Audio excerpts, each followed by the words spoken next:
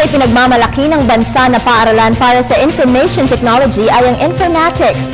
Kaya nga't hindi pa huhuli ang mga ito pagdating sa pambansang balitaan at mga social issues. Sa darating na eleksyon nitong Mayo, makikibahagi ang informatics kapartner ang PTV4 sa pagbibigay impormasyon sa mga nagaganap sa halalan. Kasama natin ngayon si Engineer Ines Basae, Vice President ng Informatics Diliman, para ibigay sa atin ang detalye ng kanilang mga aktibidades. Magandang umaga po, Engineer Basae. Magandang umaga din, and thank you for this opportunity. Good morning to the PTV4 publics, the viewers and listeners. We are happy to be part of the Hatol ng Bayan, particularly to provide volunteers and the election monitoring system with the support of our sister company, the informatics partner, Cinermax Corporation. Informatics Diliman has been very active in volunteerism. We have helped a cable TV station a long time ago and regularly providing volunteers. This time, we will be preparing the election monitoring system that integrates all technologies. It's a convergence of technology, particularly the SMS, that's mobile, internet, computers, and we will take advantage of the social media also, and back up with the traditional communication systems like the fax and telephone. Informatics Diliman has been involved in many outreach programs, particularly to propagate its CSR or corporate social responsibility that is helping communities be IT literate. So we've been conducting and still conducting regular computer literacy programs in our schools, in communities, and helping public schools, particularly teachers, their principals, students, get IT'd. So we have this regular trainings in computers and teaching them the skills that are really helpful to them to become very productive citizens. Opo, talagang socially involved po itong informatics, napansin ko po, ma'am. Pero ilang buwan na lang po, nalalapit na po ang eleksyon. Paano po natin pinaghahandaan ito? Well, now we have started the election monitoring system. We have started the voters education program. We're organizing volunteers also with the help of our students so that we can help in the community voters education program. We also make sure that all informatics centers, the schools nationwide, because we have 32 centers nationwide, as well as our partners in the different countries, get educated on what happened in the May 13 elections. Critical here, of course, is still the education of our Filipino people on what will come or what will happen in May. And the most critical element in the system is still the human being. So we make sure that we pick the best of the best volunteers from among our students, our teachers and personnel, and our partner IT company, which is Cinermax. That is to help our system really function well. This is, I think, the first time that we'll be partnered as a major partner in the Hatol ng Bayan, and rest assured that our system will really be backed up by technical and technology specialists. Yes, ma'am, let's talk about this voter education po muna. Paano po ito sinasagawa ng informatics? Well, we started with we have student clubs. We started with our NSTP, of course, and not only that, internally, in our internal environment, we have integrated voters education in all relevant subjects. Now, part of the outreach program of the students to also conduct voters education in communities and in partner organizations and schools.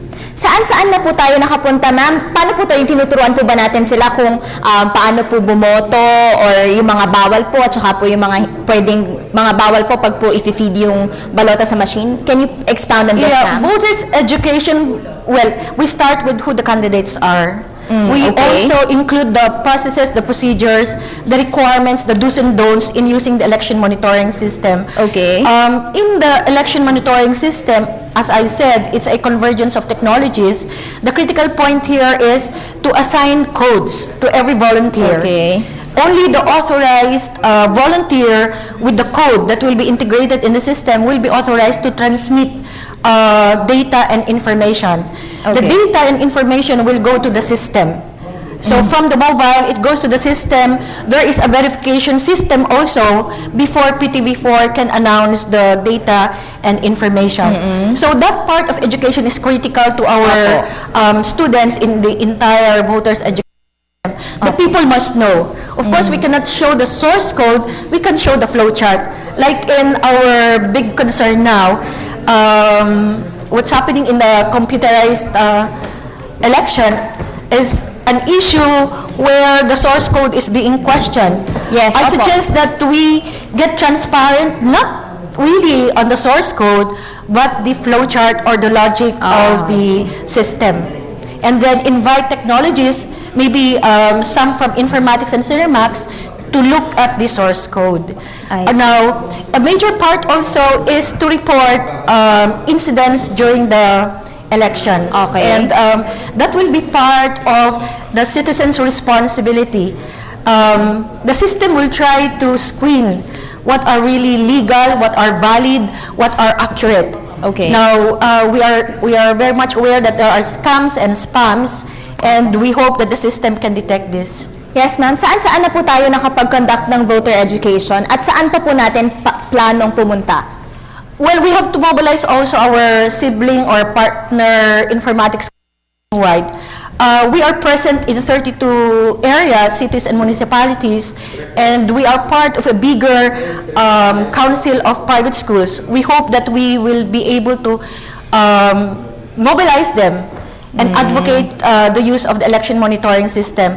For Informatics Diliman, we have already done the awareness campaign internally in our internal environment within the informatics schools, and our sister schools like Informatics International College in Cainta, Marikina, Fairview, and SM North EDSA. Under one president, we have informatics colleges, but we have also our partner informatics in the different parts of Luzon, Visayas, and Mindanao. Yes.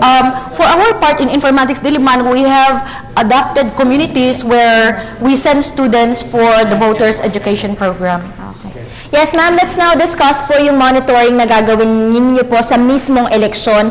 Paano po ito? Are we going to check po kung gaano ka-accurate po yung results na dumadating po sa COMELEC from the precincts? Can you please explain po? Well, it's a flow of authorized volunteer who is given a code. The volunteer transmits through mobile. The data and information goes to the election monitoring system. The system has a verification system also before it is transmitted to the central operations room like the PTV4. And then PTV4 takes on from there. I'm curious, ma'am, paano po natin yung deployment? Ilan na po ba ang ating volunteers as of now? With the 32 informatics schools, we have at least 10,000 students nationwide. But we hope to partner with Pilipinas Natin and other authorized nationwide organizations. Opo, ma'am, kung mayroon po mga interesado pa po na mag-volunteer, saan po sila pwedeng lumapit? Well, they can approach Informatics Diliman, Informatics Cainta, Informatics Marikina, Informatics Fairview, and Informatics North EDSA, and enlist themselves so that we can already have a rolling voters education program. Secondly, we have a rolling education on the election monitoring system. And of course, in the process, we have to screen volunteers are. We are non-partisan school because our headquarters is Informatics Singapore, and that's to be part of a party is a no-no. It's an absolute no-no to our school. Alright, maraming salamat po sa impormasyong iyan, Engineer Ines Basaen, Executive Vice President ng Informatics.